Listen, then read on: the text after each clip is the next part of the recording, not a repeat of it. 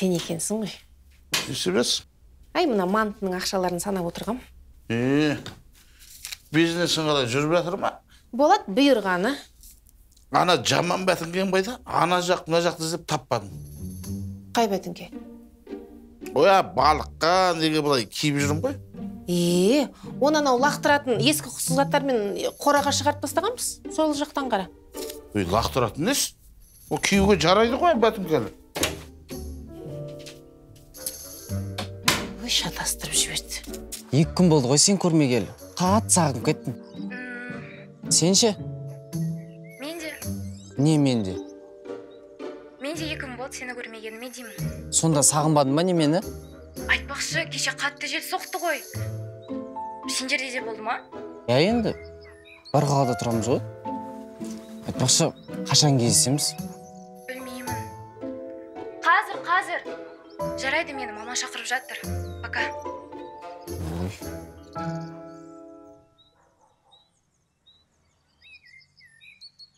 Алло, әдемі, қалайсың?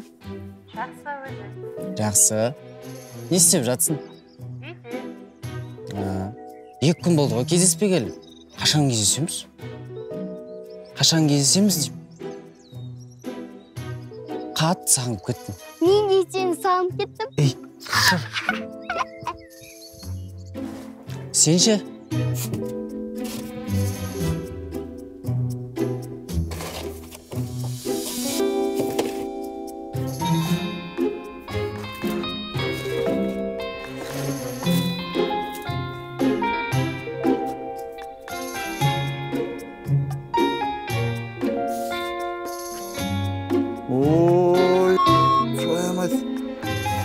Мынау не қып жатыр емді?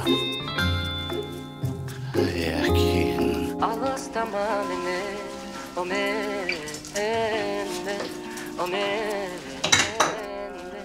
алыстама мені. Жеңге, ау, мені кешке күшті қылып ояндырып беріңізші, бір жаққа баратын едім. Жақсы жаным, айтсам болды.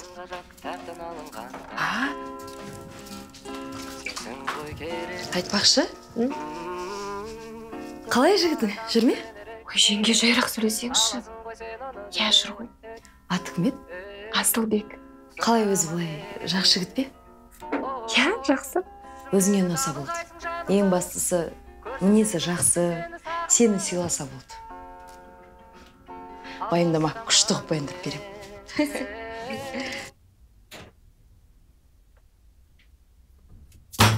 Өй, Не мынау? кітап қой. Қандай кітап? Тарих кітабы. Қай елдің тарихы? Қазақстан тарихы. Иә, Қазақстан тарихы. Бұл не қорада ешкісінің арасында жатыр чаң басып? Не қып жатыр деймін чаң басып ешкісінің арасында? Ойбай, бәке, мен қайдан білейін? Кім біледі? Кімнің дәті барды мынаны апарып тастауға қоямайттардың? Білмеймін. Шақыр, жина барын.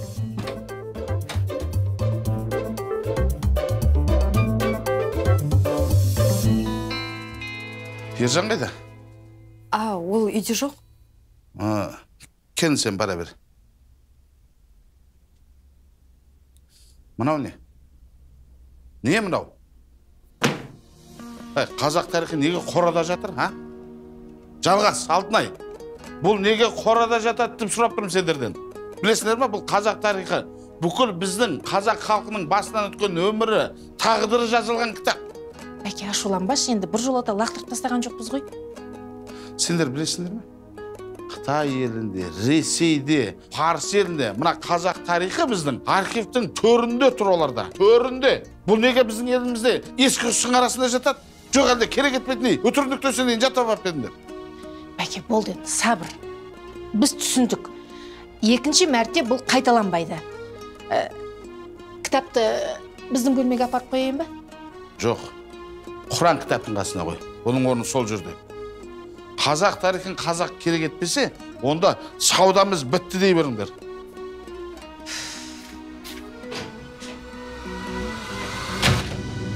Қайсың мына кітапты қораға апарып тастаған, а? Қайсың деймін? Ассалаумағалейкум қазақ елі. қазақтың тарихында біздің даладан шығып, өзге елде хандық құрған тұлғаларымыз аз емес екенін жақсы білесіздер. Соның бірі құл болып барып, хандық деңгейге дейін көтерілген Сұлтан Бейбарыс бабамыз туралы айтатын боламыз. Қазақтың қаршадай ғана баласы Мысыр елінде құл болып жүріп, қалайша хан болып кетті дейсіз ғой. Ендеше мұқият тыңдаңыз. Мынау жеңгең болады, танысып қой. Ух ты, шын ба не? Иә, қалай? Әдемі ма? Иә, әдемі екен. Баған сөйлесіп отырған осы ма? Жоқ, ол мынау. Не? Бұл да сен жеңгең болады. Бұл да әдемі екен. Сонда не, сен екі қызың бар ма не? Иә? Қалай сонда екі қызбен жүруге бола ма не? Конечно болады. Жалғас, сен шынымен екі қызбен жүресің ба? Иә. Басын істей ма сенің? Не опты? Қыздар не саған ойыншық па? Нең бар менде? Одан да сабағыңды оқшы айналайын. Жалғас, қыздарды оялдауға болмайды. Ой, Алтынай, маған әңгіме айтпай қойшы. Жігіттердің барлығы сондай. Ондай емес. Сен солай ойлайсың. Атақ жігіттерді мен жақсы білем ғой. Құдай білет, сен жігітінде қызы бар шығар. Железна ғой. Бұл жыратыпсың. Сен сияқты тупой емес қой. Иә, Алтынай, бір күні жігітің бір қызбен ұсталады, сол кезде маған жылап келме, түсіндің ма? Қалайсыздар? Келдің бе? Мынау бір дәмді сорпа болайын деп тұр ғой деймін, ма? Қалай не істедің? Машинаны саттың ба? Жоқ, сатпадым. Бай, кел алам дегенге сонау Қаскелеңге барғам ғой. Сөйтсем, енді бұның жүрісін көрейік дейді. Сөйтті де қалаға қарай айда деді. Басып келе жатырмын. Жолда келе жатқан кезде ойбай мынаның жүріс жақсы екен деп отырған. Bir кезде қалаға кіргеннен кейін мына жерден оңға, мына жерден солға, мына жерден былай жүр деп сөйтіп отырды да, тура мына Тасақ базардың алдына келген кезде ренжіме бауырым, мына көйлегіңнің түсі маған ұнамайды деді. Түсіп қала салды ана жерден. Қайным, аузыңда аңқитып тұрып, қалаға тегін жетіп алған ғой. Солай сияқты, Ақ көңіл болсаң осы ғой. Бар, қолыңды жу, тамақ ішеміз. Қазақ халқы өткен ғасырда 4 бірдей аштықты басынан өткерді. Алғашқы 1918 жылы болған аштық 1 миллионнан астам адамның өмірін жалмады. Қазір бұл зұлмат. Аға, мына қыздар бір күнін біліп қойса не істейсіз? Білмейді. Бауырым балшықпай. Махаббат саған ойыншық емес. Екке мен басын ұстаймын деп, суға өзің кетіп қалып жүрме. Балалар, тамақ дайын болды. Тамақ дайын болды. Осы қасіреттер болмағанда, бүгінгі күні қазақтың саны шамамен 70 миллион болар еді.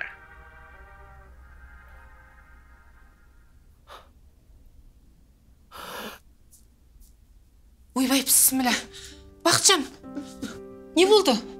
Ауыл жақ аман ба? Бақытжан деймін, не болды? Айтшы, не болды? Қайран қазағым-ай, не көрмедім бұл қазақ? Мен мына видеоны көрмедім. Жүрегім қатты дейді. Құдайым-ай, видео көріп бедің. Жарайды, болды, сабыр ет. Жазықсыз қанша миллион қазақ қырылған. Иә. Аман қалғандар тардай шашылып, қаңғырып кетті. Болды. Сабыр етші, болды, сабыр ет. Сабыр ет дейін, Бақытжан. Ой, елім деп соққан жүрегіңнен айналдым сенің. Болды. Өшенді. Болды. Енді қазір егемендік алып, бейбіт өмір сүріп жатырмыз ғой, болды.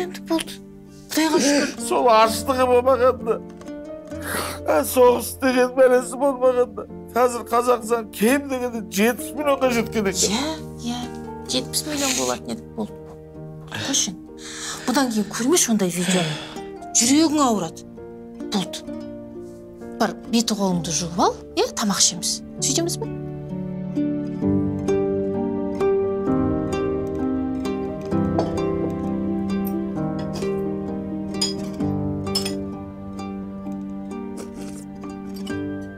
Ой, Маконай, сүйегіңді тазалап мұ жоқ? Сол кезде кейін әйелің әдемі болады. Қой, шын ба не? Ата, әкем шын айтып отыр ма? Шын айтып отыр. Ой, сенің әкең кезінде сүйек мұжыған кезде жалтыратып төгін қалтырмайтын бұл. Маман қарасаңыз, қандай әдем? Ой, қандай комплименттер. Менің жеңгем красавица ғой. Жаным, рахмет. Қойыңыздар енді, мені ұялдырмаңыздар. Қымбат, сол үшін маған рахмет айт сүйек мұжыған. Кезінде мен сүйек мұжыған кезде тура дегенің ана даладағы иттің өзі қыңсылап ұлыйтын ғой, маған қалдырмады деп. Әке, сіз де кішкентай кезіңізде сүйекті жақсы мұжығансыз ба? Мен шалап мұжи салатынмын. Мынаның маған тиістіріп айтып отырғанын қара. Өзің түріңе қарап аш айналайын. Аға, сіз үйдеп айтпаңыз.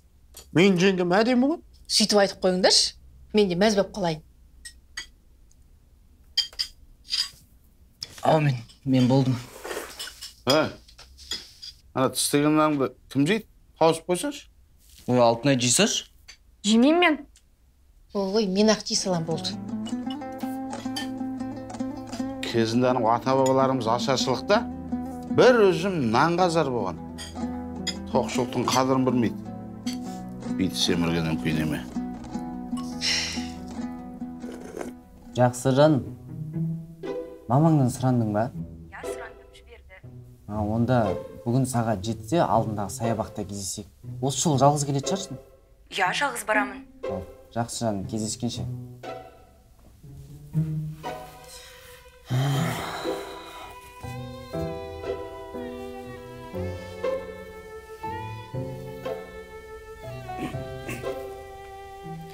Алло. Қалайсың жаным? Не ғой, Амина, бүгін кездесе алмайтын болдық. Ауырып қалдым. Кеше тренировкадан кейін мұздай бассейнге түскен ғой. Содан суықтап қалдым. Ренжімейсің ғой, Я, емделіп жатырмын, ішіп жатырмын дәрі. Жақшан бетінен сүйдім.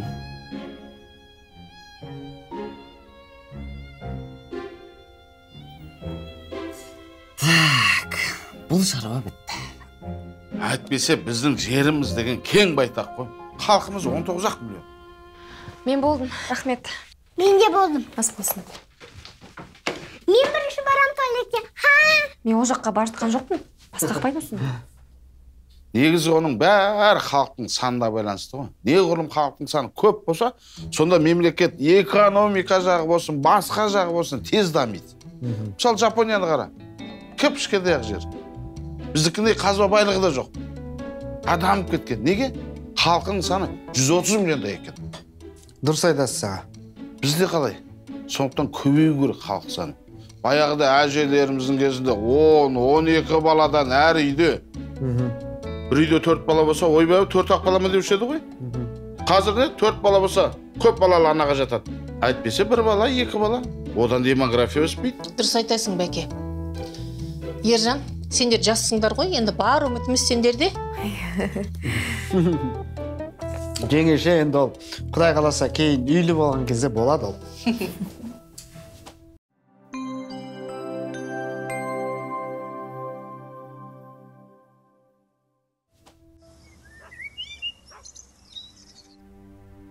Соңғы кезде Расылбек үйлену туралы көп айтып жүр. О, жақсы. Онда ол сенің де жігіт қой. Я, бірақ бір күні ұсыныс жасаса не деп айтарымды білмей қалатын сияқтымын. Неге? Енді біздің үйіміз жоқ, сол жақ андай да. Ой, бұл жағын қайтесің? Біздің де үйіміз болмаса да үйленіп алдық қой. Ештеңе етпейді, Құдай қаласа, кейін үйіміз болады. Жоқ, оны айтпаймын. Мама папаның үйі жоқ қой. Я айтпақшы. Ол кісілердің де үйі жоқ қой. Қазақтың көбейгенін қалайсыздар ма? Онда мені тыңдаңыздар. Демография. Бір еркек. Жалпы шариғат бойынша бір еркекке 4 әйел алуға рұқсат. Жарайды, 4 демей қойықшы. 2 әйел деп айтайық, минимально. Егер де бір еркек 2 әйел алатын болса, ол 2 әйел 4-5 бала деп айтпайық. Минимально тағы да 3 баладан тапты, 3 баладан, оның бәрі общий былай айтқан кезде жаппай 6 бала. 6 баланың жартысы ер бала деп есептейік. Олар сөйтіп көбейе бастайды. Енді қараңыздар, қазір Қазақстанда шамамен 18 миллион халық, иә. Сол 18 миллионның 40% еркек деп есептейік. 5 миллион еркек деп алайық, иә, ең минимальны тағы да. 5 миллион еркек егерде 2 әйелден алатын болса, ең минимальны 3 баладан туатын болса, 6 баланың жартысы ер бала. Қараңыздар, толығымен 30 миллион халық болады. Соның жартысы ғана ол 15 миллион ер бала. Жарайды, 15 миллион деп айтпай қойық, тағы да минимально санайық. 15 миллионның тағы 13 миллион ер бала деп есептейік. Енді қараңыздар, 13 миллион бала, ер бала.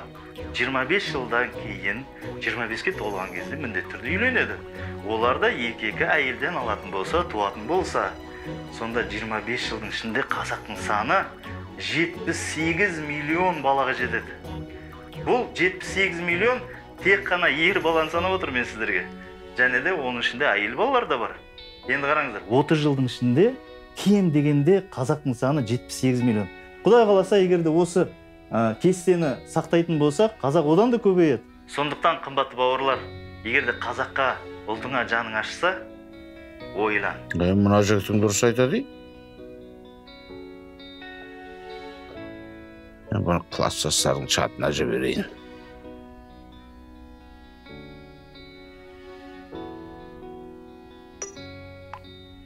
Қанша ақшаға сатасыз? 4 миллион деп тұрмын. Аға, мындай екенсіз ғой. Қарап жеріңізші киім қалай? Әдемі ма? Әдемі? Киім. Қайда шықтың? Келініңізбен кездесуге бара жатырмын. Ой, жарайсың. Бірақ сәл ақшам болмай тұрады, маған бір 165 мың теңге бере тұрыңызшы. 165 мың? Жарайды, 50 мың теңге беріңізші. 50 мың айт. 5 мың теңге беріңізші, 5 мың теңге. 5 мың дейсің ба? Так, енді ол 5 мың... 165 мың емес, 5 мың теңге сұрап отырмын ау, беріңізші. Иә, 5 мың. 5 мың деген не ол? Рахмет, мен асықсыппын, иә? Так, 5 мың. Әке, жалғасын 2 қыз бар кен, екеуімен жүреткен. Мен мұнаған 5 мың теңгені қалай беріп қойдым, е? Қараптан қарап тұрып. Ой, красавчик бауырым. Қадақ бітті. О, класстастар, ассалаумағалейкум, қалайсыңдар? Үй іші бала-шағаларың аман есен ба? Мына Бақытжан жіберген видеосын көрдім. Шынымен де ойланатын нәрсе екен бұл. Ардақ Байғабыл деген жігіт па мынау? Өте дұрыс айтып отыр. Өзі красавчик жігіт екен. Тоқал алып, қазақтың санын көбейту деген өте дұрыс нәрсе ғой. Бірақ мынау заманда қиын болатын шығар. Сол себептен жағдайға да қарау керек. Саят досым, жағдай деме, сені патриот адам жағдайға қарамайды. Сен одан да аман-күн айтуға тұқым жетпейді десейші. Ой, сен де әйтеуір біреу тістемесең отыра алмайсың. Талғат, сенің жағдайың күшті, бізге қарағанда байсың. Соны өзің басын бастап бермейсің ба? Ары қарай кім біледі, бізде қоштап кететін шығармыз, Қалайсыңдар, жігіттер? Мен мұна видеоны көргім. Ана жігіт өте дұрыс айтады. 30 жылда қазақтың саны егер 70-80 миллион болса, керемет емес бол. Біздің бала-шағамыздың өмірі де өте жақсы болады деп ойлаймын сонда. Бұл жерде мәселе екінші әйелге, болмаса тоқалға қызығу емес, қазақтың санын көбейту деген әңгіме ғой бұл. Мен ойлаймын, сол әңгіме бірінші орында болу керек. Сондықтан бұны отанын сүйген, елін, болмаса жерін, ұлтын сүйген нағыз патриоттар ғана жасай алады деп ойлаймын. Бұл шынымен ойланатын нәрсе, жігіттер, ойланайық, жігіттер, ойлану керек.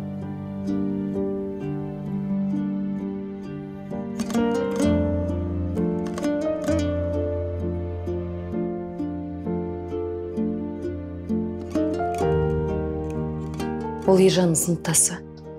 Екеуі бірге 9 сыныпқа дейін оққан. Енді үйлерім бар ғой. Күшті қып салып алған. Қойшы. Иә. Маған жасап жатсыңдар ма? Иә. Қаралас шығып кетші. Кеуіп қалды екен.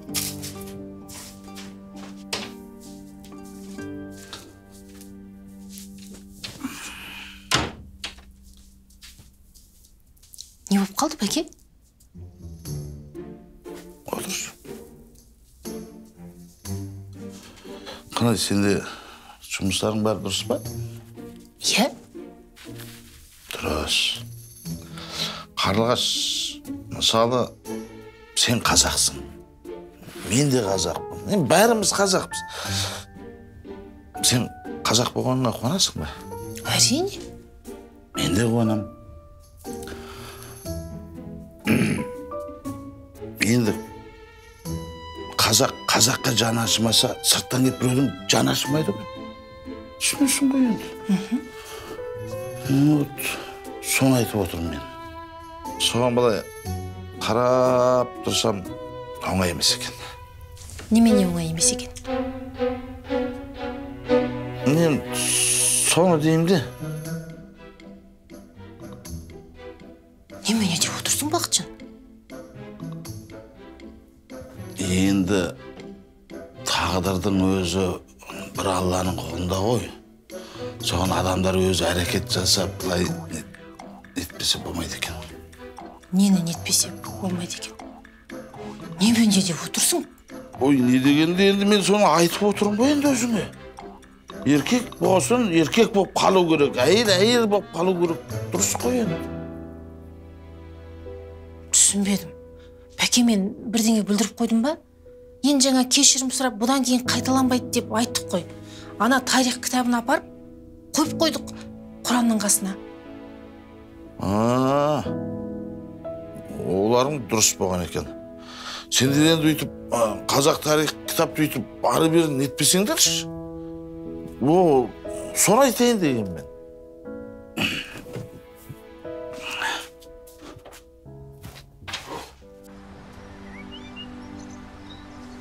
Солай бір тарих кітабы үшін үйде үлкен жанжал болды ғой. Сонда әкең сонша қатал кісі ма? Мәселе қаталдықта емес. Просто менің әкем қатты патриот адам да. Болады ғой енді. Қазақ десе жан беретін адам. Сондай. Онда сенің әкең тура менің әкем сияқты екен. Ертең құда болғанда әңгімелер жарасатын сияқты. Былай қаталдығы да бар. Мұнда менің бауырым отыр ғой. Ей, Алтынай, не істеп жүрсің? Біз қыдырып жүрміз. Асылбек, қалайсың? Жақсы, өзің қалайсың? Жақсы. Әпкем ғой? Сәлеметсіздер ме? Сәлем. Асылбек, әпкемді ренжіп жүрген жоқсың ба? Жоқ, ей. Байқа, ренжітпей жүр, жарай ма? Жарайды, Асылбек. Ана жерде бос орын бар сияқты, сол жаққа барып отырайық. Қазіргі жастар орын бермейтін болған.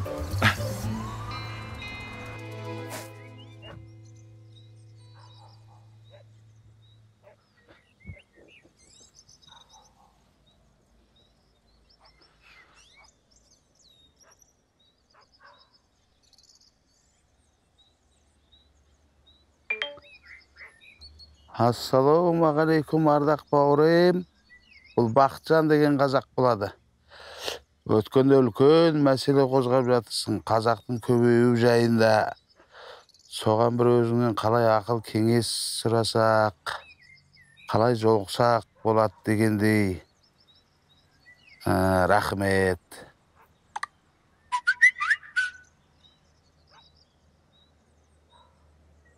Ей, Бақытжан, тоқал туралы жіберген видеоны қатынға көрсетіп, кішкене бұлай әңгімеге тартып едім. Хайвай болып кетті. Басым бәлеге қалды. Майымды жеп қойды.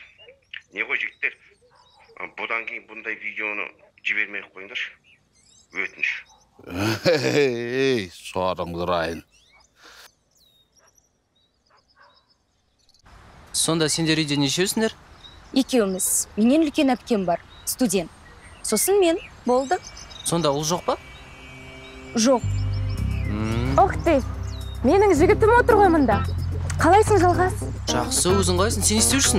Сәлем, Адима, қалайсың? Жақсы, қалайсың? Тоқта, сендер бір-бірлерін танисыңдар ма не? Иә, таныспыз.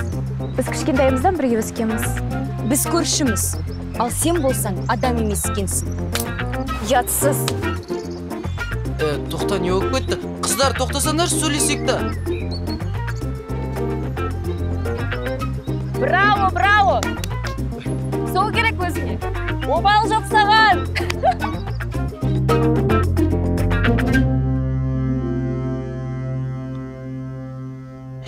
Жалғанай. Қарлығаш бірден айтсам тыңдайсың ба? Айта бер. Өмір деген қамшының сауындай қысқа деген тек рас. уақыт зымырап өтіп жатыр. Байқайсың ба? Иә, не болды? Не болғанда енді білмеймін ғой. Әрекет болса болады, болмаса болмайды. Солай ғой енді. Бақытжан, сен үйді ойлап көп қынжыла бермесейші. Құдай қаласа бәрі жақсы болады. Әрекетсіз отырған жоқпыз ғой. Уайымдама. Иә, бірақ. Дұрыс айтасың.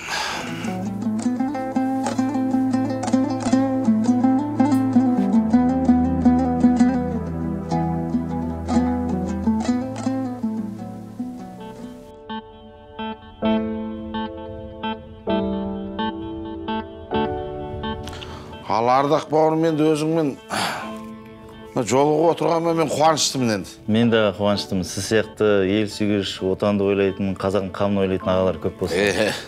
Жалпы енді сіздің мәселеңізге келетін болсақ, мынандайында, ханның тұсы ғой, білесіз ғой. Сол кезде Төле би бабамыз танисыз. Тарихтан білеміз. Сол Төле би бабамыз мынандай нәрсе жасаған аға. Ханға барады да бүйтіп айтады: елді сақтап қалу үшін әр қарияға 4 қатыннан әперейік. Өйткені еркек аз болып қалған ғой, түсіндіңіз ба? Әйел көп, еркек аз. Жарайды, бауырым.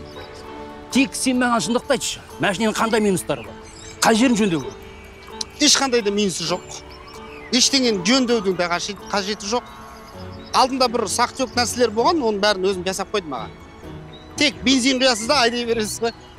Енді бағаң түсірсеңші кішкене 4 миллионнан. Ой аға, төмен болмайды. Ол кезде мен өзім минусқа кіріп кетемін ғой. Болар жер сол. Жүрісі қалай екен? Күшті, маған ұнады. Еш артық дыбысы да жоқ екен. Салонның иісі де жақсы. Осыны алайықшы. Мен тағы бір айналып келсем бола ма?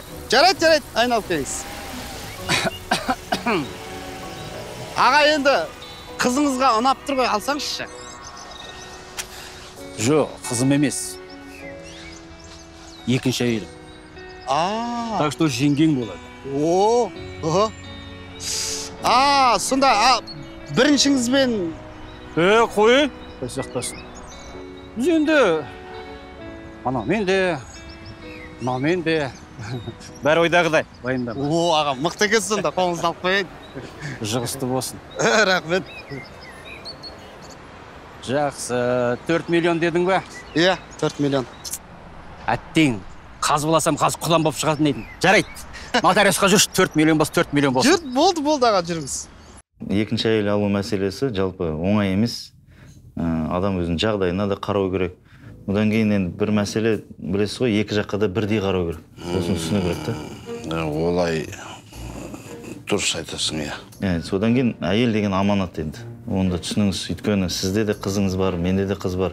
Осының бәрін екі жақты таразылап, соны былай айтқан дұрыс шешім қабылдау керек. Мен де қызулықпен қозғалып кеткен сияқтымын. Оның үстіне соңғы көздер кішкене бүйрегім ауырып мен. Ол мен үшін бұл тақырып енді жабылды. Оның үстіне үйсіз жүрген өзіме де обал жоқ енді.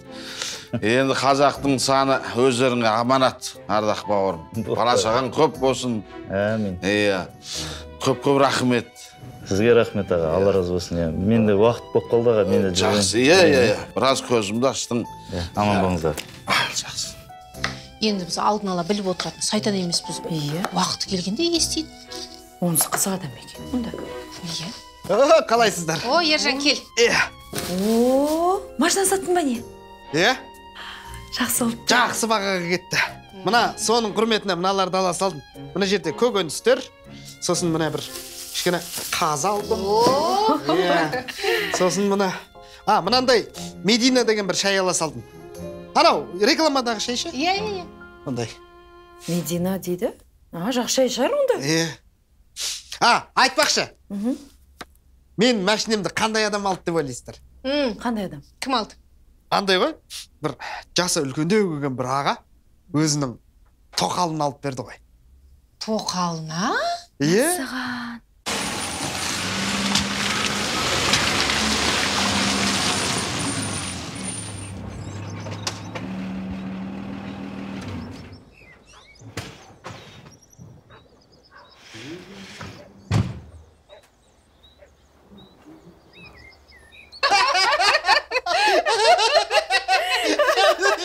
Дұрысқа енді.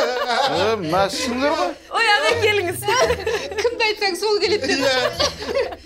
Немене көріп жатсыңдар? Ай, мына бауырың айтады. Ағама бір тоқал алып берейік дейді. Сен не дедің? Мен не деймін? Жақсылап тұрып бізге бір үй салып берсін, жағдайымызды жасасын, сонан кейін тоқалды өзім ағам берем дедім. Не деген ақылды ай мынау? Аналық қой. Кімнің әйелі өзі? Мен жеңгем, еркек қой. Қой, онда мен тездетіп үй салып тастайын.